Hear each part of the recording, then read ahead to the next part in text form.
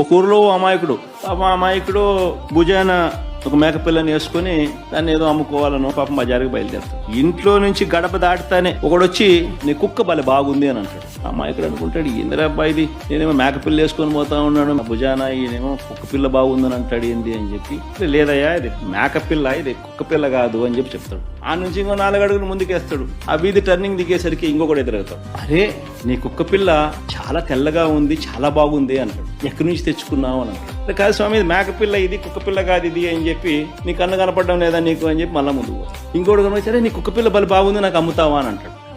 ఏం confusion start అవుతుంది. మళ్ళీ ఆయన తిడతాడు, అరే ఇది మేకపిల్ల అయినా కుక్క పిల్ల కాదు ఇది అని చెప్పి మళ్ళా 4 అడుగులు ముందుకేస్తాడు. ఇంకొకడు కనపడతాడు, కుక్క పిల్లని ఎందుకయ్యా నువ్వు భుజాన్ని వేసుకొని పోతా ఉంటావు, పక్కన నీతో పాటు నడవమంటే నడవదా అంటాడు.